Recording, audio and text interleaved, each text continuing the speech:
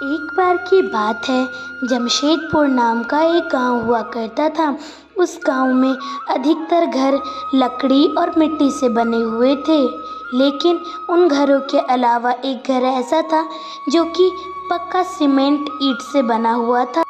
वह घर बड़ा ही सुंदर तरीके से रंगा हुआ था। उसी घर में माँ और उनके दो बच्चे रहा करते थे। माँ का नाम गायत्री, बेटी का नाम पायल और बेटे का नाम विनोद था। विनोद और पायल बड़े हो चुके थे। अब शादी करने की उम्र हो गई थी विनोद की।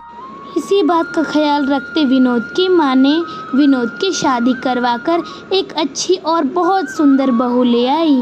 एक दिन गायत्री कहती है, बहू, तुझे घर के सारे काम आते हैं ना? मेरे घर में तुम्हें बहुत सारे काम करने पड़ सकते हैं। आप चिंता मत कीजिए, मुझे सारे काम आते हैं, मैं सारे काम कर दूंगी घर के। मुझे खाना बनाना भी आता है और झाड़ू पोछा तो मैं कर ही लूँगी। ठीक है, मैं बाज़ार जा रही हूँ, घर में थोड़ी सब्ज़ी खत्म हो गई, तुम काम करके सारे रखना। गायत्री घर से बाहर चली जाती है।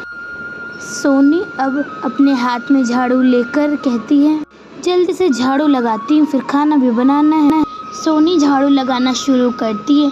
वह बिल्कुल अच्छी तरीके से चारों तरफ घूम घूम कर झाड़ू लगाने लगती है। वह दिन भर काम किया करती थी और जो थोड़ा सा समय मिलता था वो बाकी समय में अपना मेकअप किया करती थी। उसे मेकअप करना बड़ा अच्छा लगता था। उसने ब्यूटी कोर्स भी कर रखा था। एक बार सोनी कहती है, अरे वाह, मैं कितनी सुंदर हूँ, काश मैं भी एक ब्यूटी पार्लर खोल सकती तो थोड़ा फ़ायदा हो जाता। वैसे कोई बात नहीं है, मैं अपने आप से मेकअप करके अपना काम चला लूँगी, आखिरकार मैं हूँ ही इतनी सुंदर। सोनी आईने में देख देख कर बहुत सी चीज़ें अपने बारे में कह रही थी। तभी वहाँ पर सोनी की सास गायत्री आकर कहती है कि ओहो, दिन भर अपने चेहरे पर ये क्या लगाती रहती है, इससे चेहरे ख़राब हो जाते हैं। आज तक मेरा चेहरा कभी ख़राब हुआ है? मैंने ये सब बकवास चीज़ें कभी मैंने लगाई ही नहीं है। माँ जी, ये बकवास चीज़ें नहीं हैं, ये तो महंगे महंगे ब्रांड के मेरे पास मेकअप प्रोडक्ट्स हैं। इससे लड़कियाँ और भी सुंदर लगती हैं देखने में, और मैं तो सुंदर हूँ ही। बस मैंने कहा ना कि ये सब नहीं लगाने का। पैसे के साथ साथ दिमाग भी तुम्हारी ख़त्म हो चुकी है। गायत्री बहुत डांटती है सोनी को। सोनी को मेकअप करना बहुत ही अच्छा लगता था, लेकिन ये बात सोनी की सास को नहीं पसंद होती है। सोनी की सास उसे बहुत डांटती है और डांटकर गायत्री वहाँ से चली जाती है। उसके जाने के बाद सोनी थोड़ी शांत और मासूम की तरह खड़ी होती है। तभी वहाँ पर पीछे से पायल आ जाती है। पायल का रंग थोड़ा सांवला था, इसी वजह से वह ज़्यादा खुश नहीं रहती थी। वह अपनी भाभी के पास आकर कहती है, भाभी, आप तो कितनी सुंदर हैं, मुझे भी आप सुंदर बना दीजिए ना। मेरा रंग, ये सांवला रंग तो मेरा पीछा ही नहीं छोड़ती है। जितने लड़के वाले आते रिजेक्ट करके चले जाते हैं मुझे। मैं क्या करूं भाभी, मेरे नसीब में तो सिर्फ रिजेक्शन ही लिखी है। मेरे अब तक 10 शादियां टूट चुकी हैं, मैं क्या करूं? मेरे हाथ में तो कुछ है भी नहीं कि मैं सुंदर हो सकूं। हाँ पायल, अगर मैं चाहूँ तो मैं तुम्हें इतना सुंदर बना दूँ, लेकिन मम्मी जी मुझे कोई परमिशन ही नहीं देंगे तुम्हें सुंदर बनाने की। मैं भी मजबूर हूँ, वरना मैं तुम्हें परी बना दूँगी अगर मम्मी जी की मर्ज़ी हो तो। हाँ, मम्मी मुझे मेकअप करने की कभी भी मंजूरी नहीं देंगी भाभी। मुझे तो पता है, हमेशा माँ मेरे सर में वो सड़ा तेल लगाती रहती हैं और चेहरे पर बेसन का घोल। मैं क्या करूँ? पायल सोनी के बीच की बातें खत्म होती हैं। अगले ही दिन सोनी अपने चेहरे पर फेस मास्क लगाकर सोफे पर बैठी होती है। फेस मास्क उजले रंग का होता है। वहाँ पर कुछ देर बाद सोनी की सास गायत्री आती है। वह ये सब देखकर डर जाती है और वह कहती है, अरे बाप रे, ये तुमने अपने चेहरे पर क्या लगा रखा है? आटा लगा रखा है क्या? कुछ भी अपने चेहरे पर लगाती रहती हो, दिन भर कोई काम धंधा नहीं है तुम्हारा। मैं तो तुम्हारी इन चीज़ों से तंग आ चुकी हूँ। अरे माँ जी, ये आटा नहीं है, ये तो फेस मास्क है। इसे लगाने से चेहरा सॉफ्ट हो जाता है और पिंपल्स भी नहीं होते हैं। मैं तो ये हमेशा लगाया करती हूँ, तो मैंने सोचा आज भी मैं लगा लेती हूँ। अब मुझसे बर्दाश्त नहीं होता, अब आने दो, मैं तो विनोद को सारी बातें बताऊंगी। तुम दिन भर चेहरे पर क्या क्या लगाती रहती हो और मेरी नाक कटवाते रहती हो, मोहल्ले वाले क्या सोचेंगे। इस बार गायत्री बड़ी ही गुस्से में रहती है और वह गुस्से से वहाँ से चली जाती है। कुछ देर बाद सोनी अपना फेस पैक हटाई रहती है और वहाँ पर विनोद आकर कहता है, अरे सोनी, तुम हमेशा कुछ ना कुछ लगाई रहती हो, इस बार तुम खाली कैसे बैठी हो? ज़रूर कुछ ना कुछ तो गड़बड़ है। विनोद ये बातें कह ही रहा होता है, तभी पीछे से गायत्री आ जाती है। गायत्री आने के बाद अपने बेटे से कहती है कि तुम्हें पता है ये खाली नहीं बैठी है, इससे पहले इसने अपने चेहरे पर क्या तो फेस मास्क लगा के रखा था। तुम्हें ही शौक चढ़ा था ब्यूटीफुल और पढ़ी लिखी लड़की लाने की, इसी वजह से इसने हमारे मोहल्ले में नाम और नाक दोनों कटवा के रख दी है।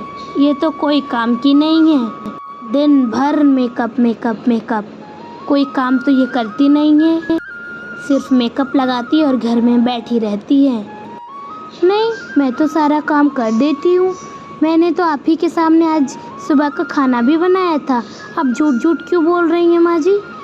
और मैं ऐसा करती हूँ, मैं एक ब्यूटी पार्लर खोल लेती हूँ, इससे आपको पैसे भी आएंगे और मैं घर में बैठी बोर हो जाती हूँ, इससे थोड़े पैसे भी आ जाएंगे। ओहो, अब देखो बहू जाकर ब्यूटी पार्लर खोलेंगी, इससे क्या समाज पर प्रभाव पड़ेगा। कोई ब्यूटी पार्लर खोलने की ज़रूरत नहीं है। विनोद जो पैसे लाता है उसमें तुम्हारी पूर्ति नहीं होती है।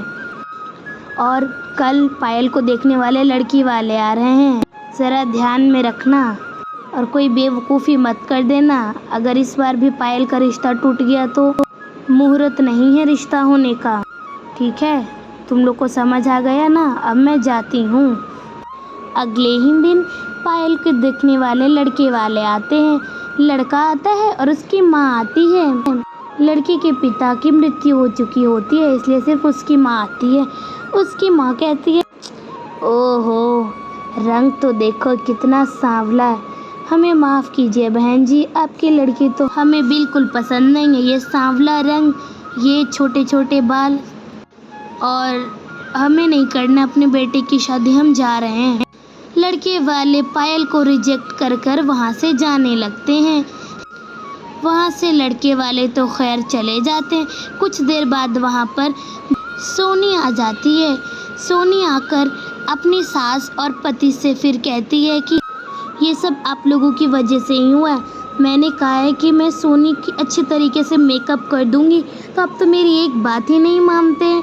अगर आज मैंने सोनी का मेकअप किया होता तो आज उसे लड़के वाले रिजेक्ट करके नहीं जा रहे होते। मुझे आप सिर्फ 10 दिन का टाइम दीजिए, मैं पायल को इतना सुंदर बना दूंगी कि आपको विश्वास नहीं होगा। आप मुझे बस 10 दिन का समय तो दीजिए। ये घर में सरसों तेल लगाने से इसके बाल खराब हो गए हैं और चेहरे पर सिर्फ बेसन का घोल लगाने से चेहरा भी बिल्कुल रूखा पड़ गया है। हाँ बहू, अब तो ये अंतिम चारा है, तेरी बात भी मान कर देख लेते हैं, क्या पता कुछ फ़ायदा हो जाए। ठीक है, तुझे जो करना है तू वो कर। आखिरकार हमें अपनी बेटी की शादी करवानी है। कुंवारी बेटी को तो घर में रख तो नहीं सकते। अब तुझे जो करना है वो कर।